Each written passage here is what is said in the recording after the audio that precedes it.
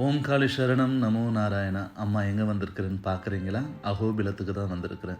அகோபிலம் எங்கே இருக்குது? ஆந்திர பிரதேஷில் நந்தியால் பக்கத்தில் தான் இந்த அற்புதமான அகோபிலம் இருக்குது. பிரதான காலத்தில் இரண்ய கசிப இந்த இடத்துல தான் நரசிம்மர் வதம் செஞ்சதா புராணங்கள் கூறுது. அந்த இடத்துக்கு தான் அம்மா வந்திருக்கிறேன்.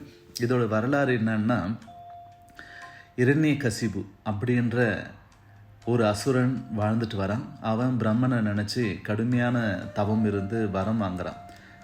எனக்கு தேவர்களால் மரணம் ஏற்படக்கூடாது, மனிதர்களாலேயோ இல்லை விலங்குகளாலேயோ பகல்லையோ இரவுலையோ உள்ளியோ வெளியோ இந்த மாதிரி எனக்கு மரணம் ஏற்படக்கூடாது அப்படின்னு சொல்லி அப்போ பிரம்மதேவரும் அதே போல் ஆகட்டும்னு சொல்லி வரம் கொடுக்குறாரு.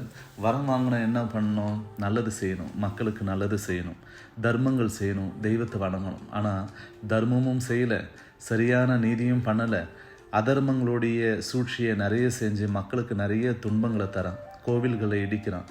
யாருமே கடவுள் கிடையாது, நானே கடவுள்னு சொல்லி பிரகடனப்படுத்தி என்ன தான் கும்பிடணும், இரண்யாய நம அப்படின்னு சொல்லுங்க அப்படின்னு சொல்லி எல்லாரையும் சித்தர்களையும் முனிவர்களையும் மிக கொடுமையாக அவன் பண்ணிட்டு இருக்கிறதுனால எல்லாம் துயருற்று இறைவனிடத்தில் சரணாகதி பண்ணி மனமுருகி வேண்டுறாங்க. கண்டிப்பாக காலத்தால் அவனுக்கு அழிவு நிச்சயம் அப்படின்ட்டு ஈஸ்வரன் சொல்கிறாரு. அதே மாதிரி பார்த்தா லீலாவதி, இரண்யனுடைய மனைவி லீலாவதி கருவுற்று இருக்கிறாங்க. அப்போ பிரகல்நாதன் கருவில் இருக்க சொல்லி நாரதர் முனிவர் ஓம் நமோ நாராயணன்ற மந்திரத்தை உபதேசம் பண்ணுறாரு.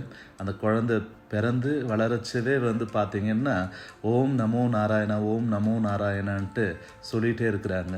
கடவுளே கிடையாது, நான் தான் கடவுள்னு சொல்லக்கூடிய இரண்ய ரட்சன் அந்த குழந்தைய பலவிதமான துன்பத்துக்கு ஆளாக்குறான். எண்ணெயை கடையில் போடுறான், எண்ணெய் வச்சு மெரிக்கிறதுக்கு இது பண்ணுறான், பாம்புகளை விட்டு கொள்றதுக்கு பார்க்குறான், மலை உச்சியிலிருந்து தள்ளி கொள்றதுக்கு பார்க்குறான்.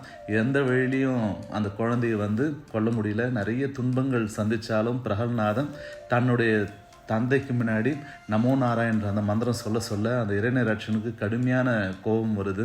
அப்போ தான் சொல்கிறாரு, இந்த தூண்லேயும் இருப்பாரா உன்னுடைய கடவுள் நாராயணன் சொன்ன உடனே கண்டிப்பாக இந்த தூண்லேயும் இருப்பாருன்னு சொன்ன உடனே அந்த தூணை கதை கொண்டு அந்த இறைநிலை ரட்சன் உடைக்க சொல்ல அந்த தூணை பிளந்துக்கிட்டு நரசிம்மராக இரவும் இல்லாமல் பலவும் இல்லாமல் மிருகமாகவும் இல்லாமல் மனிதனும் இல்லாமல் நரசிம்மன்ற வடிவம் கொண்டு அவர் அந்த வாயில் படியில் தன்னுடைய மடியில் வச்சு எந்த ஆயுதங்களாலும் கொல்லக்கூடாதுன்னு சொன்னாலும் அந்த நகத்தை வச்சு அந்த குடலை கிழித்து அந்த இரண்ய ரட்சனை வதம் செய்கிறாரு நரசிம்மர். அற்புதமான ஒரு வரலாற்று நிகழ்வு கொண்ட இந்த அகோபிலம் நவ திருப்பதி எப்படி நம்மளுடைய திருநெல்வேலி மாவட்டத்தில் இருக்குதோ அகோபிலத்திலையும் நவ நரசிம்மருடைய கோவில்கள் இந்த அற்புதமான வனத்தில் இருக்குது. ஒரு 7 கிலோமீட்டர் சுற்றளவில் நம்ம நடந்தே பாத யாத்திரையாக போயிட்டு பார்த்தோம்னா நிறைய அந்த ஸ்தலங்களை அற்புதமாக தரிசிக்க முடியும். அம்மா முதன்மையாக இருக்கக்கூடிய இந்த அகோபிலம் நரசிம்மரை தான் தரிசனம் பண்ணேன்.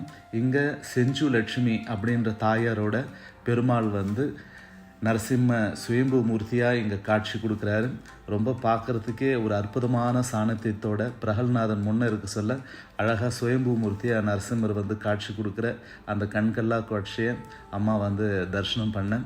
உங்களுக்கும் வாழ்க்கையில் எல்லா விதமான எதிர்ப்புகளும் பிரச்சனைகளும் சங்கடங்களும் துயரங்களும் தீர்ந்து நீங்கள் நரசிம்மருடைய பேரருளை பெறணும்னு சொல்லி அம்மா இந்த நிமிஷம் இந்த அகோபில நரசிம்மரோட இடத்துல நான் பிரார்த்தனை செய்கிறேன். இது நம்ம சென்னையிலேருந்து பார்த்தீங்கன்னா ஒரு 350 கிலோமீட்டர் தான் வரும். கடப்பாவில் நீங்கள் ட்ரெயின் ஸ்டேஷன் மூலிமா போயிட்டு அங்கேருந்து பஸ்ஸு பிடிச்சி ஒரு 2-3 இடம் தாண்டி தான் போக வேண்டியது இருக்கும். இல்லைன்னா நம்ம ஸ்ரீரங்கம் போகிற மாதிரி தான் ஒரு காரோ வேனோ எடுத்துகிட்டு எல்லாம் ஒரு குழுவாக சேர்ந்துட்டு ஒரு நாள் முழுக்க காலையில் போயிட்டோமா மாலைக்குள்ளே